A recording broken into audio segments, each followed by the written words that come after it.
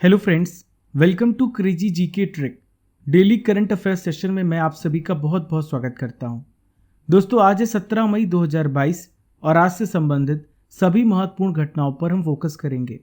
ये current affair Bharat के किसी भी प्रतियोगी परीक्षाओं के लिए महत्वपूर्ण है, तो पूरे सेशन को बहुत ध्यान से मन लगा के सुनिएगा।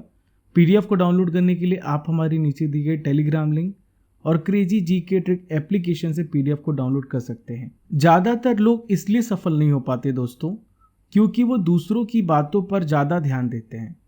दोस्तों, आपको अपने मन की सुनना है। दोस्तों, कहा जाता है ना, सुनो सबकी लेकिन करो अपनी समझ की। क्योंकि जो हम अपने लिए अच्छा सोच सकते हैं वो कोई नहीं सोच सकता। बस एक बार निर्णय ले लें और उस निर्णय को कायम करते हुए आगे बढ़ते चलें। देखिए फ्रेंड्स, आज का सबसे पहला इंपॉर्टेंट करंट अफेयर्स आपके सामने रहा। भारत और कौन से देश ने वाराणसी में स्किल इंडिया इंटरनेशनल सेंटर की स्थापना के लिए समझौते पर हाल ही में हस्ताक्षर किया है? तो भारत और यूएई ने। किसने? भारत और यूएई ने वाराणसी में स्किल इंडिया इंटरनेशनल सेंटर की स्थापना की है। देखिए इसके पीछे क्या मकसद है। इसके तहत भारतीय युवाओं को, इंडियन यूथ को लॉजिस्टिक्स यानी ट्रांसपोर्टेशन में, पोर्ट ऑपरेशंस में एम्प्लॉयमेंट के अवसर प्रदान करने के लिए स्किल प्रदान किया जाएगा।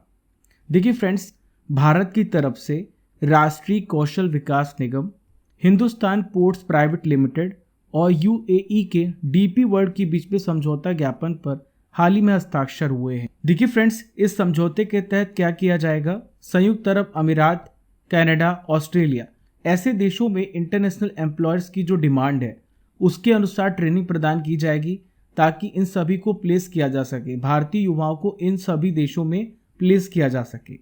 इसके लिए ये फॉरेन लैंग्वेज ट्रेनिंग, प्लेसमेंट और इमिग्रेशन और पोस्ट प्लेसमेंट सपोर्ट प्रदान किया जाएगा।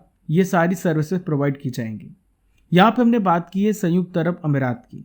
तो देखिए इसकी कैपिटल क्या है? अबू धाबी है। पीएम कौन है? मोहम्मद बिन राशिद अल मखदूम। राष्ट्रपति कौन है? शेख मोहम्मद बिन जायद अल नहयान। देखिए friends, second important current affairs आपके सामने रहा। हाल ही में human rated solid rocket booster HS-200 का परीक्षण किसके द्वारा किया गया है? तो इसका परीक्षण इसरो के द्वारा किया गया है। इसरो का फुल फॉर्म क्या है? Indian Space Research Organisation. तो दोस्तों, भारत में स्पेस से रिलेटेड जो कार्यक्रम होता है, स्पेस से रिलेटेड डेवलपमेंट रिसर्च होता है, वो इसरो करता है। तो दोस्तों, इसका क्या काम होगा मैं आपको बता देता हूँ। दोस्तों, भारत गगनयान मानव मिशन प्रोग्राम के तहत गगनयान को लॉन्च करेगा। तो गगनयान को प्रक्षेपित करने में यानी लॉन्च करने में मदद करेगा। क्या मदद करेगा? Booster HS-200। देखिए फ्रेंड्स, मैं आपको बताना चाहूँगा, ध्यान से सुनना है। इसकी लॉन्चिंग कहाँ से की गई है? श्रीहरिकोटा से, श्रीहरिकोटा के सतीश धवन स्पेस सेंटर से। यहाँ पर फ्रेंड्स 135 सेकंड के लिए 203 टन का सॉलिड प्रोपेलेंट यानी इसे प्रणोदक कहते हैं। प्रणोदक क्या होता है दोस्तों? जो रॉकेट का फ्यूल होता है, रॉकेट ईंधन होता है, उससे हम प्रणोदक कहते हैं। रॉकेट के प्रणोदन के लिए प्रणोदक ऊर्जा प्रदान करता है। वैसे ईंधन है जिनके जलने से अत्यधिक मात्रा में गैसें और ऊर्जा उत्पन्न होती है। ठीक है। तो दोस्तों, ये कितने मीटर लंबा? 20 मीटर लंबा है और इसका जो डायमीटर है, व्यास है 3.2 मीटर है। कितना है? 3.2 मीटर। अब और भी इंपॉर्टेंट जानकारी को हम समझ लेते हैं। दोस्तों, HS-200 रॉकेट बूस्टर जो है GSLV Mk3 satellite launch vehicle से S-200 रॉकेट बूस्टर का ह्यूमन रेटेड वर्जन है। दोस्तों, GSLV Mk3 के ह्यूमन रेटेड वर्जन को हम एक और नाम से जानते हैं, इसे HRLV भी कहा जाता है। दोस्तों, यहाँ पे हमने गगनयान मिशन की बात की है, तो आइए जानते हैं गगनयान मिशन के बारे में। दोस्तों, गगनयान जो है अंतरिक्ष में भेजे जाने वाला भारत का सबसे पहला मानव युक्त मिशन है। इसका मकसद क्या है? इसका ऑब्जेक्टिव क्या है? भारतीय अंतरिक्ष यान से मानव को पृथ्वी की जो निचली ऑर्बिट है, लोअर ऑर्बिट है, उसमें भेजना और उन्हें वापस लाने की क्षमता दिखाना। दोस्तों, गगनयान मिशन की घोषणा पीएम मोदी जी ने कब की थी? 15 अगस्त 2018 को लाल किले से की थी। दोस्तों, यहाँ पे मैं आपको बताना चाहूँगा इसरो के बारे में। देखिए, इसरो की स्थापना कब हुई है? इसरो की स्थापना 1969 में हुई है। इसका हेडक्वार्टर कहाँ पर है? बेंगलुरु में। कहाँ पर है? बेंगलुरु में इसका हेडक्वार्टर है। देखिए, आपसे एक प्रश्न पूछा जा सकता है कि इसरो के वर्तमान में प्रेसिडेंट कौन है? तो इनका क्या नाम है? S सोमनाथ। क्या नाम है दोस्तों? इनका नाम है S Somnath. Vikram Sarabhai space centre के निदेशक कौन है? तो इनका नाम है डॉक्टर उन्नी कृष्णन नायर। दोस्तों हाल ही में इसरो ने, मैंने आपको बताया था, एक और घोषणा की है। हाल ही में इसरो ने घोषणा की है कि 2024 में शुक्र ग्रह के लिए स्पेस क्राफ्ट भेजेगा इसरो। दोस्तों एक और मैं आपको डेवलपमेंट बता देता हूँ स्पेस से रिलेटेड, जो मैंने आपको पढ़ाया है। हाल ही में अमेरिका की फ्लोरिडा यूनिवर्सिटी के वैज्ञानिकों ने चांद की मिट्टी में पौधे उगाने में कामयाबी हासिल कर ली है। बिग अनाउंसमेंट है, आप सभी के लिए crazy GK trick live classes भी ला रहा है। और ये लाइव क्लासेस कहाँ पे चलेंगी? रूट पर चलेंगी। आपको रूट एप्लीकेशन को डाउनलोड करना है, जिसका लिंक आपको नीचे डिस्क्रिप्शन बॉक्स में दिया गया है। दोस्तों route application crazy GK trick के द्वारा ही पावर्ड किया गया है। डाउनलोड कीजिए रूट एप्लीकेशन को। यहाँ पर आपको रेज हैंड भी मिलेगा, जहाँ पर आप अपने लाइव सेशन के दौरान कोई भी डाउट आता है आप क्वेश्चन पूछ सकते हैं। Previous year question with tricks 5 दिन क्लासेस चलेंगी एक हफ्ते में, और बाइलिंगुअल लैंग्वेज में हिंदी और इंग्लिश दोनों मीडियम में आपको क्लासेस मिलेंगी। दोस्तों रूट एप्लीकेशन को आप डाउनलोड करें, जिसका लिंक आपको नीचे डिस्क्रिप्शन बॉक्स में दिया गया है। यहाँ पर आपको हर विषय का फ्री टेस्ट भी मिलेगा, तो आप इन फ्री टेस्ट को भी ज्वाइन कर सकते हैं, हर सब्जेक्ट का, स्पेशली करंट अफेयर्स का जो आप पढ़ रहे हैं। चलिए फ्रेंड चलते थर्ड इंपॉर्टेंट करंट अफेयर्स की ओर। तो देखिए हाल ही में संयुक्त राष्ट्र मानवाधिकार परिषद में रूस की जगह कौन सा देश शामिल होगा? तो दोस्तों इस देश का नाम है चेक गणराज्य। चेक गणराज्य शामिल होगा किसकी जगह? रूस की जगह। मैं आपको बताना चाहूँगा रशिया और यूक्रेन के बीच में वॉर चल रहा है। पूरी दुनिया अलग अलग प्रकार से रूस पर प्रतिबंध लगा रही है। संयुक्त राष्ट्र मानवाधिकार परिषद ने ये फैसला किया था कि रूस को निलंबित कर दिया जाएगा, पर इससे पहले रूस ने अपने आप को वहाँ से वापस कर लिया, वहाँ से अपने आप को बाहर कर लिया। दोस्तों चेक गणराज्य जो है रूस का स्थान लेगा। रूस को यूक्रेन पर आक्रमण करने के बाद संयुक्त राष्ट्र मानवाधिकार परिषद ने सस्पेंड कर दिया, निलंबित कर दिया है। दोस्तों संयुक्त राष्ट्र महासभा में इसके पक्ष में कितने वोट मिले? 157। और चेक गणराज्य रूस द्वारा छोड़ा गया पूरा कार्यकाल पूरा करेगा। यहाँ पे हमने बात की संयुक्त राष्ट्र मानवाधिकार परिषद की। आइए समझते हैं इसके बारे में भी महत्वपूर्ण जानकारियों को जानते हैं। इसका मेन फंक्शन क्या होता है? पूरी दुनिया में ह्यूमन राइट्स को कंजर्व करना, संरक्षण करना। ठीक है दोस्तों, इसका गठन कब हुआ है? 2006 में। कब हुआ है? 2006 में संयुक्त राष्ट्र महासभा के द्वारा। अब आप सोच रहे होंगे कि सर ये बताइए कि इसका हेडक्वार्टर कहाँ पर है? तो इसका हेडक्वार्टर जेनेवा स्विट्जरलैंड में है। दोस्तों इसमें टोटल कितने मेंबर्स हैं? 47 मेंबर्स हैं। संयुक्त राष्ट्र महासभा के द्वारा ये चुने जाते हैं।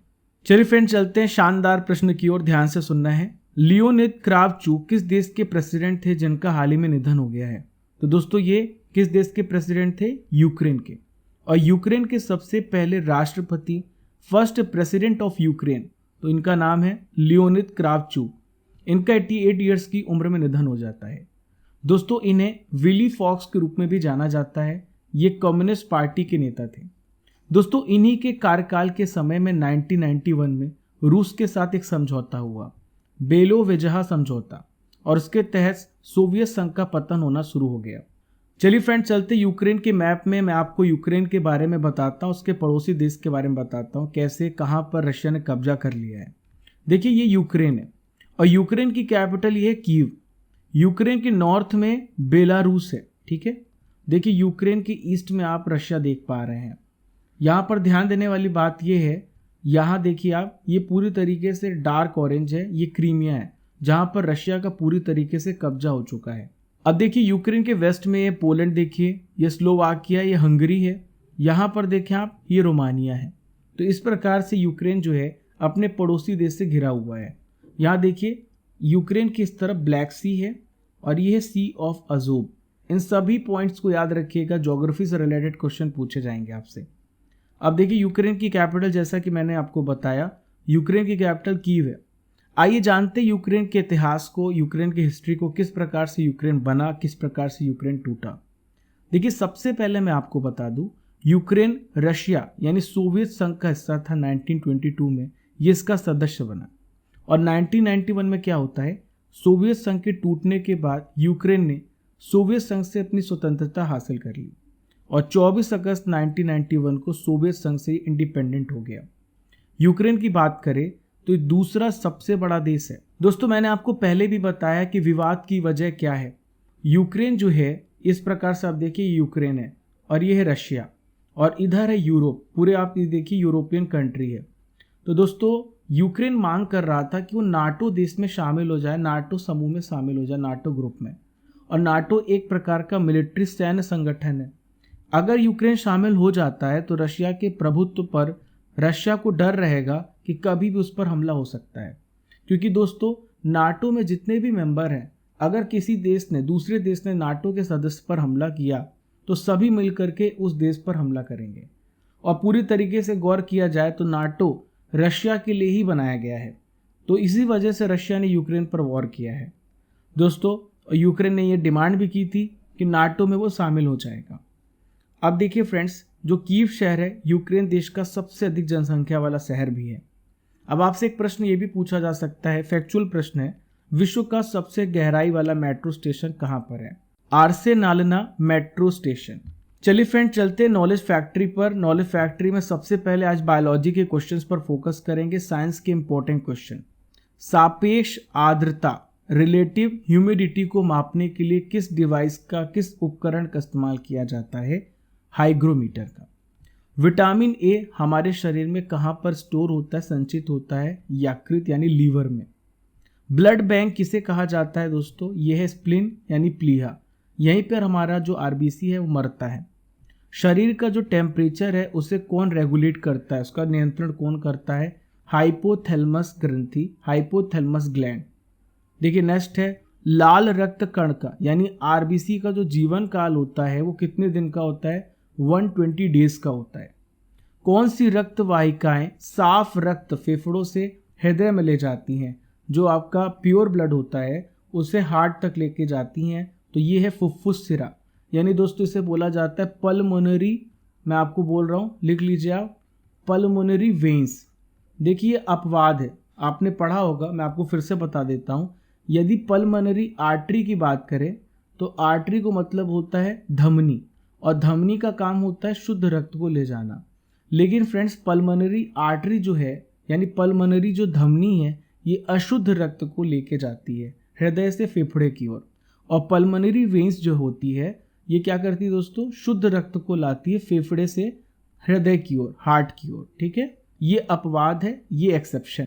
चलिए फ्रेंड चलते फिफ्थ इंपॉर्टेंट करंट अफेयर्स की ओर। सिक्किम राज्य की स्थापना दिवस कब मनाया गया? When was the foundation day of Sikkim state celebrated? तो हर साल 16 मई को मनाया जाता है सिक्किम राज्य की स्थापना दिवस के रूप में। देखिए 1975 में, कब सिक्किम की स्थापना? 1975 में 36th अमेंडमेंट, ध्यान देने वाली बात यह है 36वें संशोधन अधिनियम के माध्यम से सिक्किम भारत का 22 नंबर का स्टेट बना।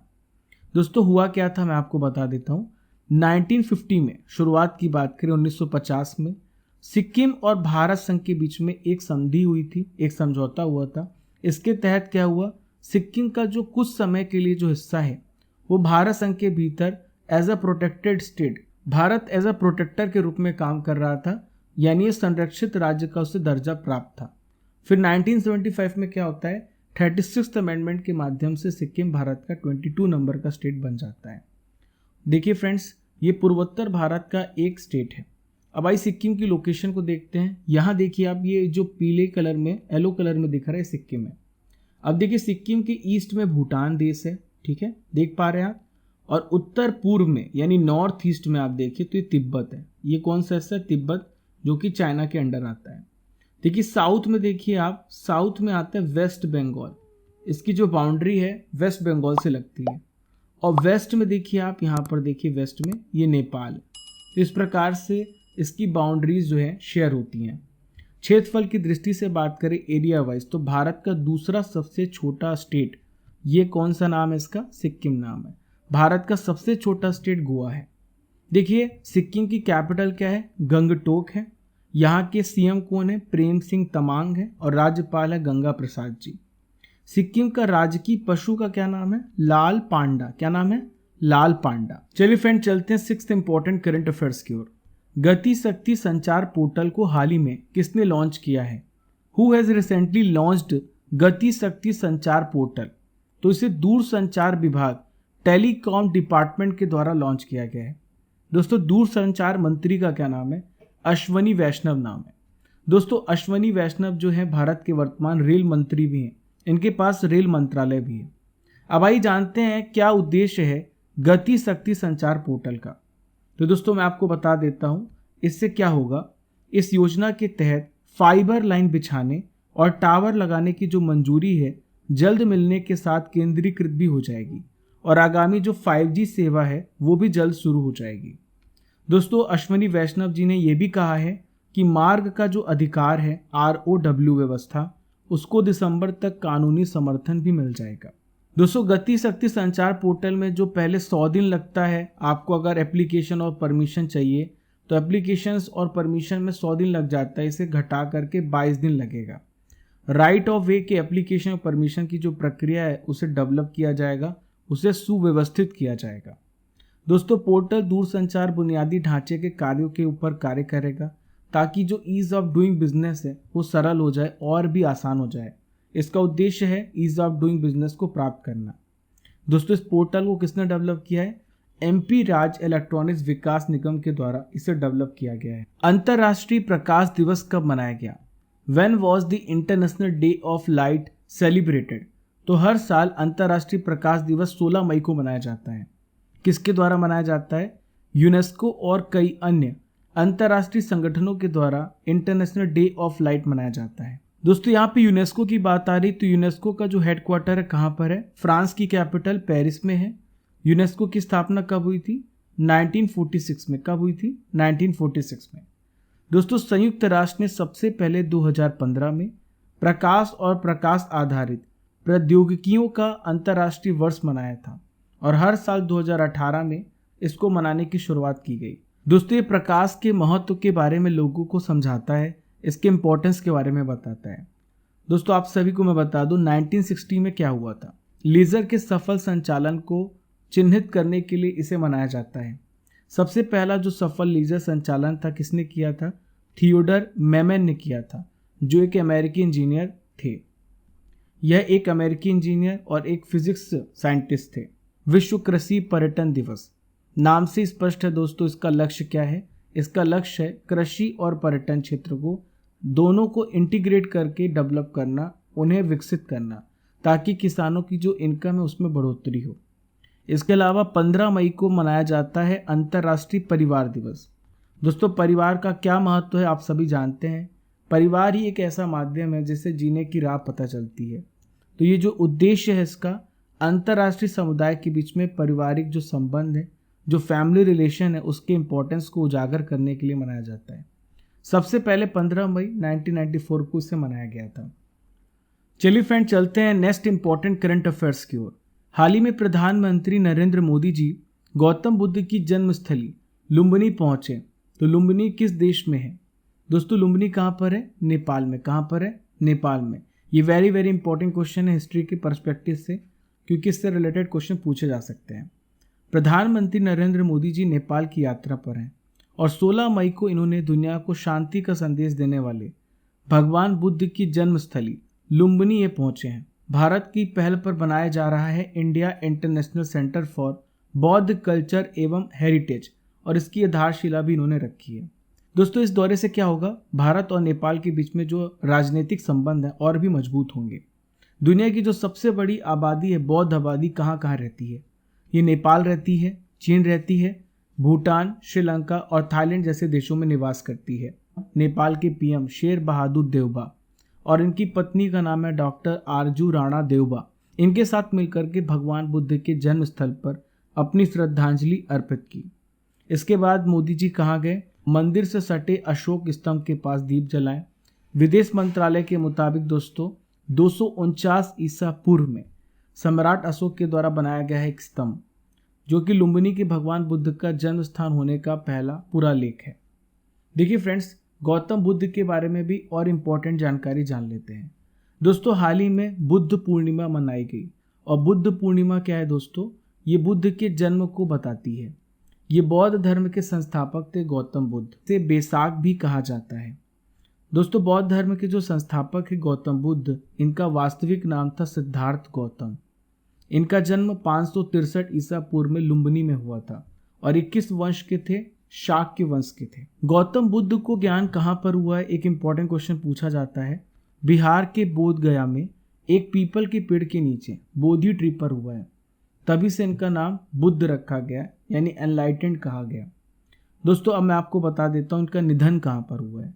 तो इनका निधन 80 वर्ष की आयु में हुआ है, 483 ईसा पूर्व में, कुशीनगर में। कहाँ पर? कुशीनगर में। और दोस्तों इनके जो निधन को हम एक महत्वपूर्ण घटना, देखिए फ्रेंड्स, कई बार एग्जाम में क्वेश्चन पूछा गया है कि गौतम बुद्ध के निधन को क्या कहा जाता है, इस घटना को क्या बोला जाता है। इसे बोला जाता है महापरिनिर्वाण। बौद्ध धर्म में एक विशेष बात है कि इसमें ना कोई देवी है ना कोई सर्वोच्च देवता है। दोस्तों आज का आखिरी इंपॉर्टेंट करंट अफेयर्स आपके सामने रहा। फोर्ब्स की ग्लोबल 2000 की दुनिया भर में 2000 की सार्वजनिक कंपनियों की सूची में रिलायंस इंडस्ट्रीज को कौन सा स्थान मिला है? दोस्तों रिलायंस इंडस्ट्रीज इस पे 53वें स्थान पर है, यानी 2000 की सूची में 53 प्लेस पर है। दोस्तों इसके मालिक का नाम क्या है? अरबपति मुकेश अंबानी इसके मालिक हैं। वैश्विक 2000 सार्वजनिक कंपनियों की सूची में 2 पायदानी चढ़ गई है और 53 प्लेस पर पहुंच गई है। पहले 55 प्लेस पर थी, अभी 53 प्लेस पर पहुंच गई है। अन्य कंपनियों की बात करें तो भारतीय स्टेट बैंक का नंबर 105 पे है, HDFC 153वें स्थान पर है और ICICI बैंक 204 प्लेस पर है। देखिए सबसे ऊपर जो कंपनी है ये है बार्कशायर हैथवे, नंबर 1 कंपनी है। चीन के औद्योगिक और वाणिज्यिक बैंक नंबर 2 पर है। सऊदी अरब की तेल कंपनी है सऊदी अरामको, ये नंबर 3 प्लेस पर है। इस लिस्ट में भारतीय कंपनियों के स्थान को भी देख लेते हैं, जैसे ONGC जो है 228 प्लेस पर है, HDFC 268 प्लेस पर है, IOC Tata consultancy services limited, Tata steel और एक्सिस बैंक, इन सभी का आप देखिए रैंक देख लीजिएगा। दोस्तों करंट अफेयर्स की रसमलाई खाते हैं, यानी 2021 के इंपॉर्टेंट करंट अफेयर्स को अब आपके लिए डिस्कस करते हैं। हाल ही में पद्मश्री पुरस्कार विजेता डॉक्टर सिंधु ताई सपकाल का निधन हुआ 73 ईयर्स में। इनका संबंध किस राज्य से है? महाराष्ट्र। हाल ही में किस देश में ओमिक्रॉन के बाद एक और वेरिएंट IHU का वैज्ञानिकों ने पता लगाया? फ्रांस में। सबसे ज़्यादा ओपन डेफिकेशन फ्री ODF गाँव में कौन सा राज्य सबसे पहले नंबर पर है? तो ये तेलंगाना। भारत कितने देशों के साथ अभ्यास मिलन 2022 मेगा नौसैनिक युद्ध खेलों की मेजबानी करेगा? तो 46 देशों के साथ। अलका मित्तल किस महारत्न कंपनी की पहली महिला प्रमुख बनी है? तो ONGC की सबसे पहली महिला प्रमुख बनाई गई है। देखिए फ्रेंड्स 15 और 16 मई के इंपॉर्टेंट करंट अफेयर्स का रिवीजन कर लेते हैं। तो पहला प्रश्न ये रहा, हाल ही में किस देश के राष्ट्रपति शेख खलीफा बिन जैद अल नहयान का निधन हो गया है? तो दोस्तों ये UAE के राष्ट्रपति थे जिनका हाल ही में निधन हुआ है। नेक्स्ट है थॉमस कप 2022 हाल ही में किसने जीता है? भारत ने जीता है। किसको हराकर दोस्तों? भारत ने इंडोनेशिया को हराकर जीता है। PM वाणी योजना के तहत रेलवे ने मई 2022 तक कितने स्टेशन पर सार्वजनिक वाईफाई सेवा की शुरुआत की है? 100 वाईफाई स्टेशन पे। ठीक है, 100 स्टेशन पे वाईफाई लगाए जाएंगे। त्रिपुरा के नए मुख्यमंत्री कौन बने हैं? मानिक साहा। क्या नाम है? मानिक साहा। एंड्रयू साइमन किस देश के क्रिकेटर थे जिनका हाल ही में निधन हो गया है? ये ऑस्ट्रेलिया के प्लेयर थे। भारतीय उद्योग परिसंघ के नए प्रेसिडेंट कौन बने हैं? संजीव बजाज। 14 मई 2022 को हाल ही में कौन सा दिवस मनाया गया?